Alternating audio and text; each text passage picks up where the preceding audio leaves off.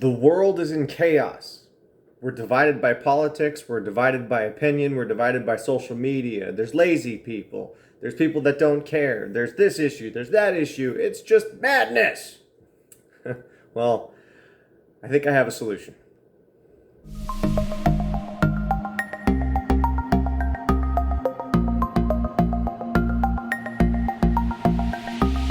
Alright guys, I'm Jason. Thank you so much for watching this video. Please be sure to hit the subscribe button, like, comment, share, do all that good stuff. It helps me with my channel. I'm trying to grow it and I definitely appreciate it. Today, I want to talk about the Great Divide. For lack of a better term, that's exactly what it is.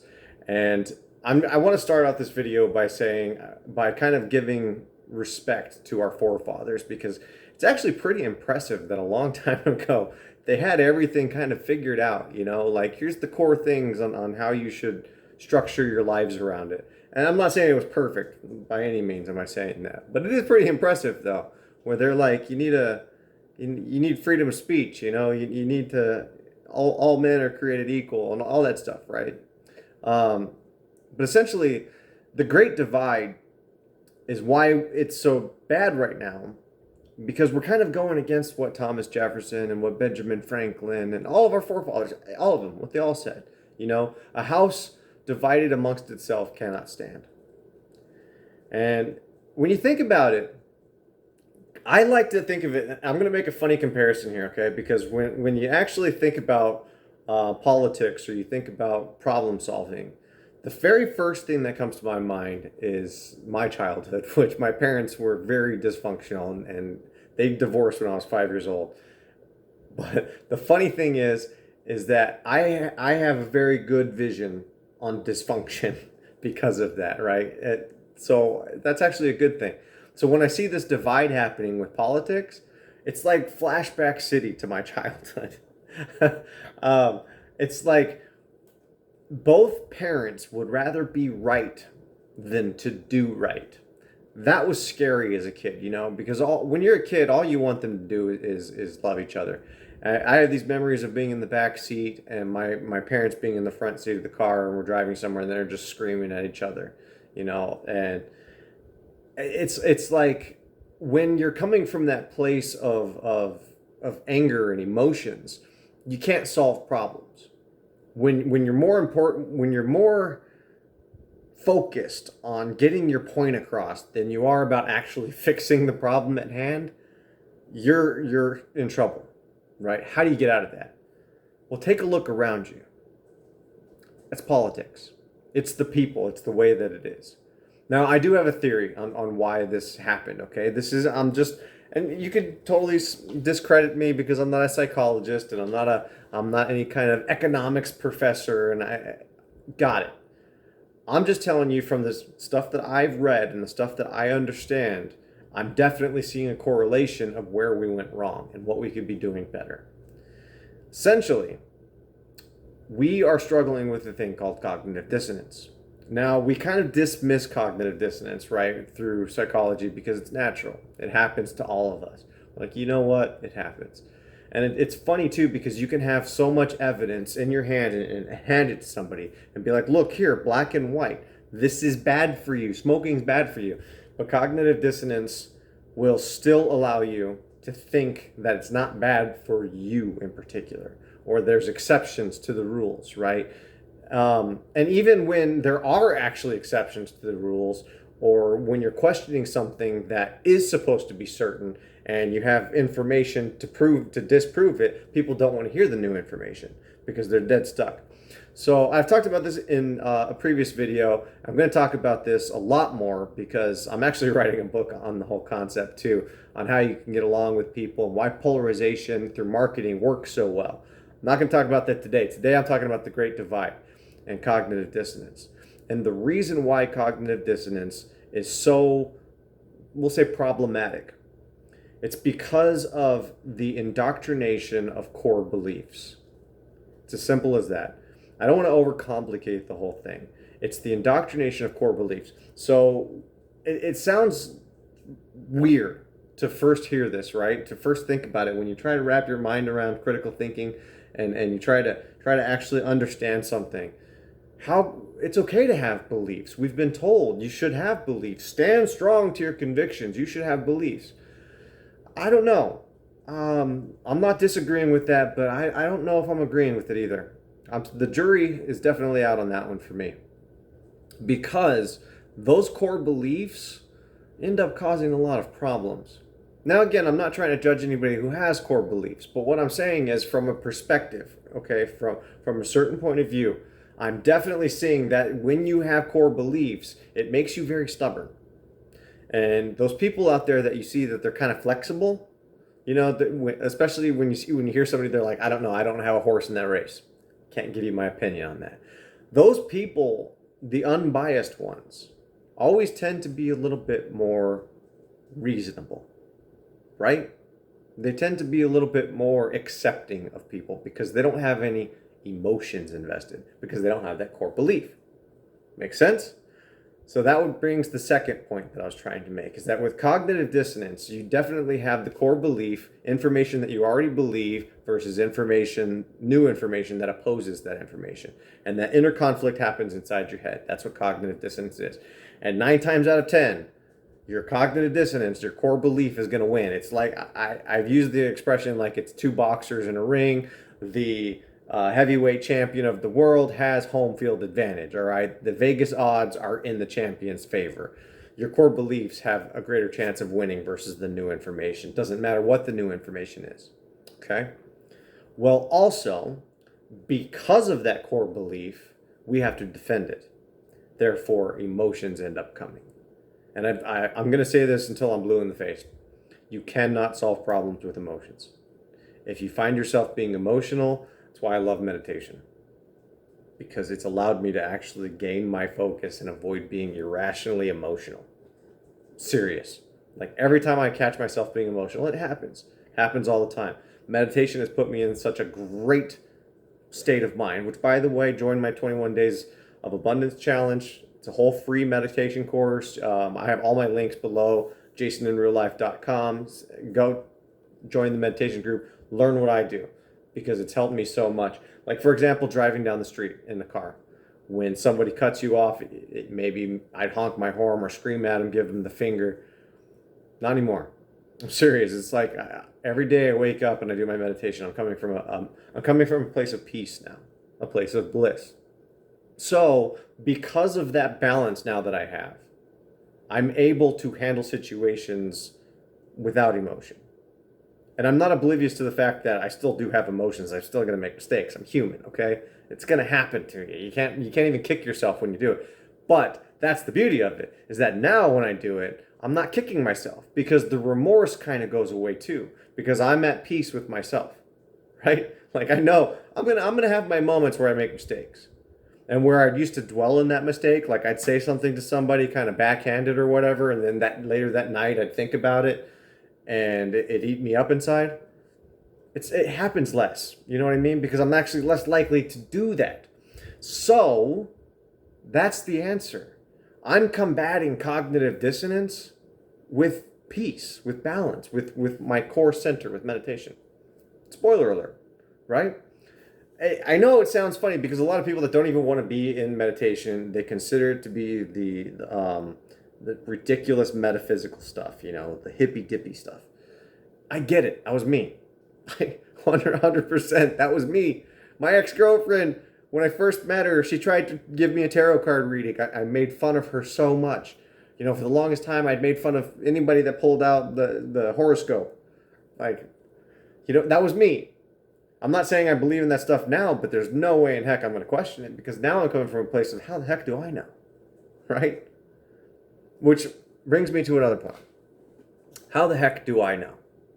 This is the beautiful part that I kind of wanted to talk about. Now I'm going to get kind of nerdy here for a second, okay? George Land, very intelligent research and development scientist, very smart man. He died in the early 2000s. Well, actually, I think it was 2010-ish. He died. I can't remember the exact date, but very, very good man. Very bright, very intelligent.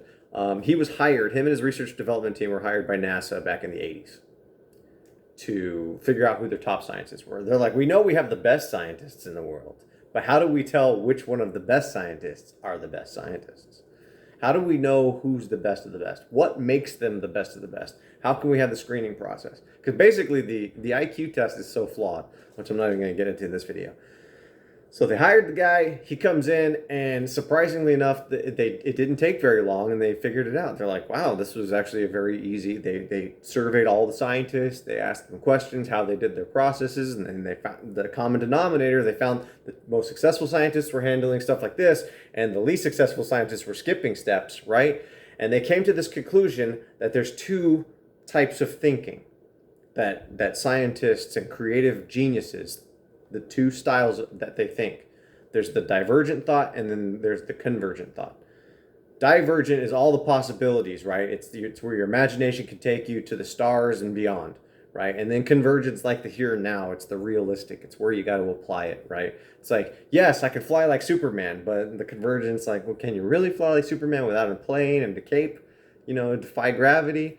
Well, then the divergent will be like, well, what if we defy gravity by figuring out gravity and have an anti-gravity machine?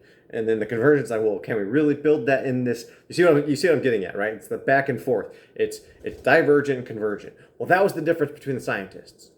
The smartest scientists, the geniuses of the geniuses, alternate. Okay? It's like a gas pedal and a brake. Divergent is the gas. All of the possibilities. Gas pedal.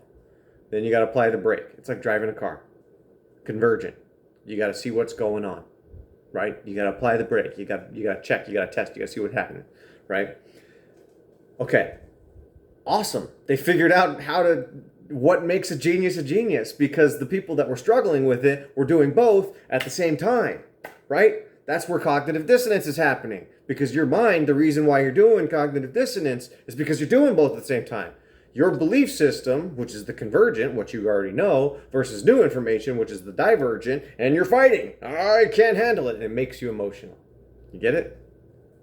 So you struggle to progress when you're emotional. You get it? So the people who are the smartest geniuses of the geniuses, they're the ones having all the progress because they're alternating. Gas pedal brake, gas pedal brake, gas. They're not dealing with confliction. Maybe they're coming from a place of peace, right? A place of Zen, namaste, who knows? But the geniuses are more likely to do this, alternate between gas pedal brake, gas pedal brake. Whereas the other people conflict and they pick one. They say, no, this is the way that it has to be because I know. So here's the really cool part. Awesome part. They figured it out and they were like, we got something here. We know how to tell who's smart. We need to test this with children. We need to see if we can figure out who's inherently smart. Right? Like who's naturally born intelligent? Who's got the genius gift with the kids? So they took like 1,500 kids. Right? And you can Google it yourself and look this up. George Land. He even talks about it. He has a TED Talk. You could check it out. So they took like 1,500 kids and they tested them. 98% of those kids tested genius. They all did it instinctively. Gas pedal, brake, gas. Like when kids play with toys, right? They try to put the square peg in the round hole and it doesn't go and they have to figure it out, right? Or when they're building towers and stuff with Legos, they're like, oh, well, it doesn't build this way. We have to add stuff, right? Anyways, the kids do this.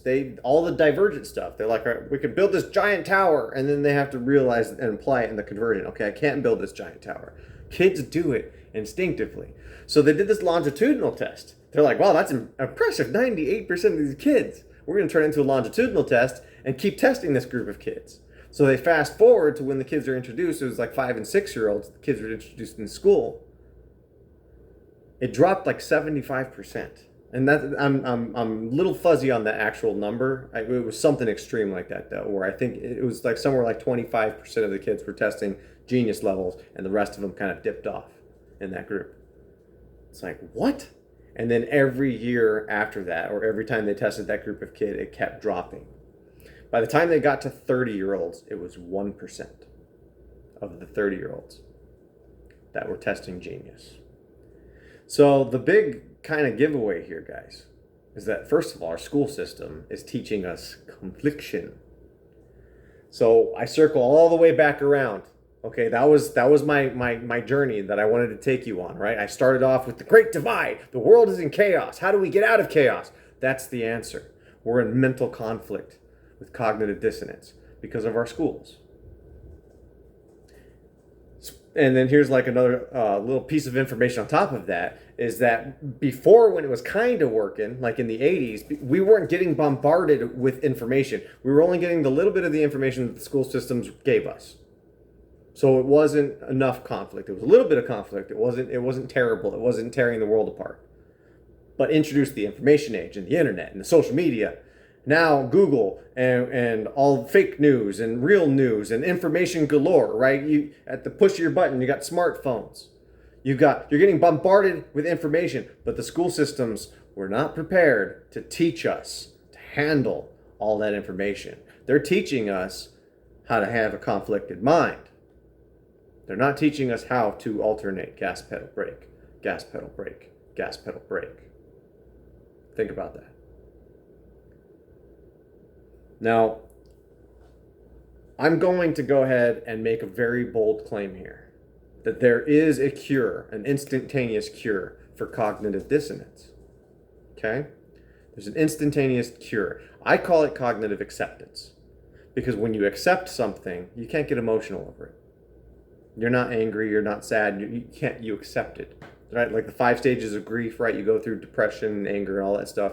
At the very end, when you find acceptance, you're at peace. So when I call it cognitive acceptance, it's when your brain finds that balance. And the fastest way to that point is love. And I'm going to prove it to you. I've got evidence. Think about somebody who's done something wrong in your family, but you've defended them anyway. You're like, I got your back. Think about a best friend that you stayed loyal to, a spouse that you did. It's because you accepted them, because there's a level of love there that you have for them, right? A level of acceptance, natural acceptance. So you're not going to be torn apart by it. Now, what's funny, if you're conflicted, well, maybe you're not going to have that acceptance for a family member, right? But when you're in actual love, it combats cognitive acceptance like that. Think about that. Think about that. When you're coming from a place of love, you accept people, no matter what. It's powerful stuff, okay? The answer to the Great Divide is not complicated. We need to start coming from a place of peace. We need to start coming from a place of meditation, okay? Seriously, honest to God, I think when we restructure the school system, and I have ideas for that too, which I'm definitely going to put in my book, but once we start structuring an educational system to teach the kids to gas pedal brake, alternate between the two types of thought, we also need to add in meditation. We need to teach these kids to find their center. Happiness doesn't come from outside sources like we think it does.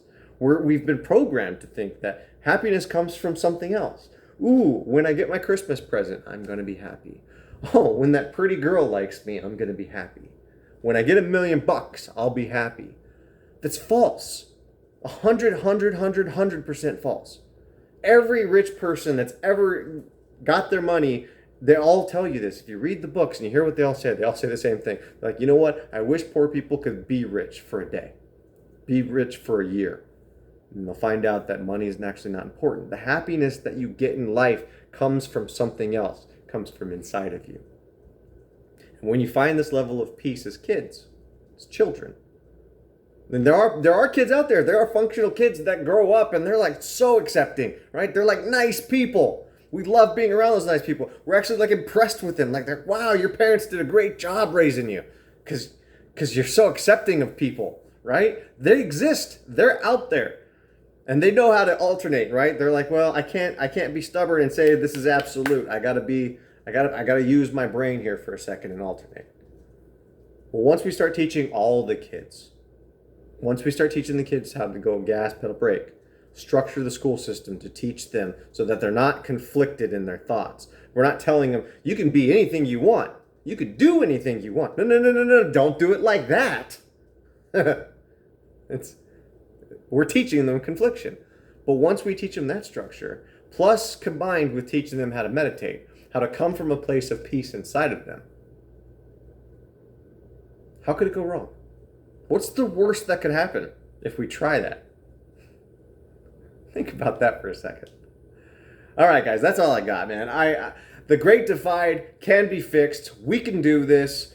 Make sure you hit the subscribe button, guys. I really do appreciate it. Bell notification for future videos just like this, because I am going to town on this channel, all right? I am the thinker, and I'm going to be showing everybody a whole bunch of thinking, cognition, love stuff, meditation. I don't know, I'm going way too far. But thank you so much for watching this video, guys. Like and subscribe, comment what you think. Don't like the negative stuff, but hit me with it anyways if you absolutely feel like you have to. And until next time, guys, we'll see you then.